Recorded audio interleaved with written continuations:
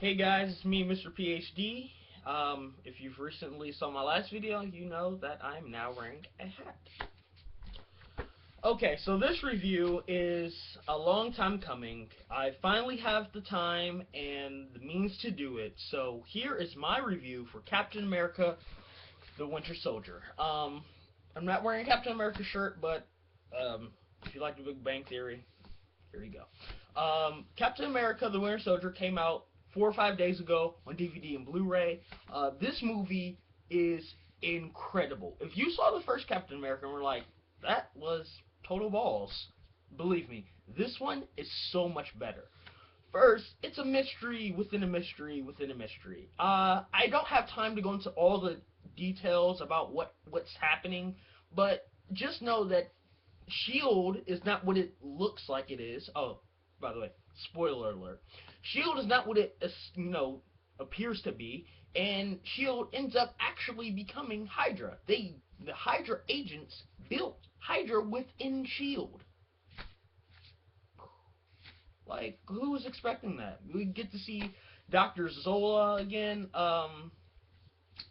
This is the first movie where they introduce the Falcon, who is actually now Captain America. And then Bucky's back, who ends up actually being Captain America again.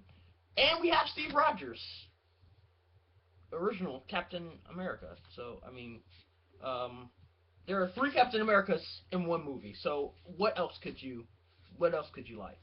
Um, Captain America gets into these crazy fight scenes with these top martial arts guys. The first fight scene that he gets into with this French dude, they go at it. And this French dude is sick. Anybody that can hold their own against Captain America and just be a regular human, that's pretty impressive, especially considering that Captain America's just basically a perfect human being. Physically, I mean. He also gets into a fight with Bucky, the Winter Soldier. We don't know who Bucky. Some people, I guess it depends on your knowledge of Captain America, don't know that the Winter Soldier is Bucky until his mask is removed and it's revealed that it is Bucky. But until that time, I guess if you're in the dark, you're like, oh, what's going on here? Wait, he's Bucky? Are you serious? And if you didn't see that coming, then you're just probably going to be like, I don't know who that is. But if you didn't see the first one, don't worry about it. Captain America and the Winter Soldier, or Bucky, or whatever you want to call him, get into this crazy fight on the street. Now, this is really what I was trying to tell people when I saw the first Captain America. Because I was talking to my friends, talking to people that I, met at comic book stores and stuff like that, and they're like, the first Captain America movie was terrible. And if you are I'm not a diehard Captain America fan. I'm really not. But I am a fan of the Avengers, and I do know a lot, enough about Captain America to know that just because his first movie was total balls does not mean that the second one is going to be, worse or even at the same level. You have to have enough time for character introduction. Um, Captain America is not a very dynamic, three-dimensional character. He's just Captain America. He's like Superman. He can fly and he's really strong. Yeah, he has some points in his storyline where it's like, wow, that's really interesting. But for the most part, Captain America is just Captain America. What you see is what you get with him. But this movie just kind of took the fact that he is Captain America, yes, and even though with Captain America it's what you see, it's what you get, it doesn't have to be just that. With Captain America, he's such a just physically just extraordinary person that when you put him against somebody who's just as physically superior, like Bucky, when they come together and they actually have a fight scene, it's really epic. Apparently, Chris Evans took some lessons from Tony Jaa because there's this one scene where he just comes out of nowhere and just knees Bucky like straight into this SUV, and it looks like something from Ong Bak. But the movie was really good.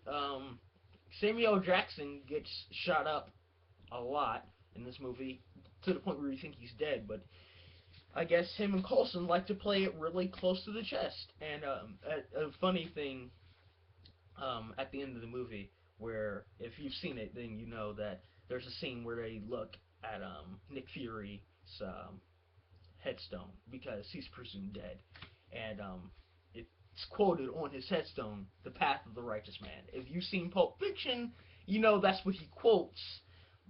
Samuel Jackson. That's what he quotes before he shoots that guy. He quotes Ezekiel 25:17, I think, or something like that. But he says the path of the righteous man is, he quotes the scripture. It was also on his headstone, so that was pretty cool.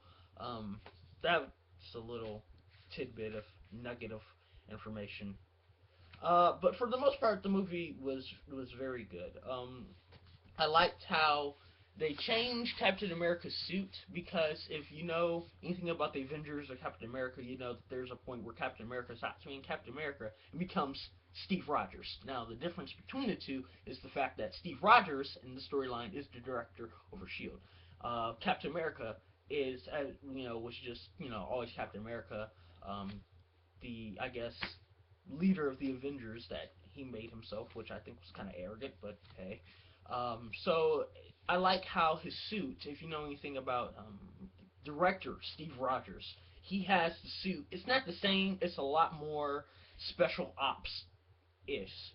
If you know if you know what I'm trying to say, it's based on what it is from the comic book to what is translated into film. It's not so campy. Perfect example, the Falcon.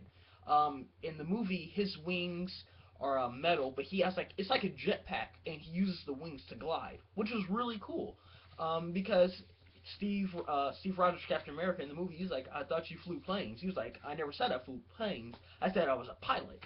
And you were able to see firsthand Falcon. We don't see like him go to the point where he, I don't know, deserves to pick up the moniker of a superhero kind of named Captain America. What? But he does this thing.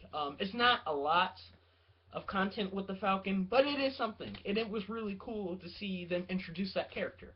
Another example, Hawkeye. If you're familiar with Hawkeye, I've seen him in the comic books, then you know how his bow and arrow set up. He has the mask, he has the purple outfit, and everything like that.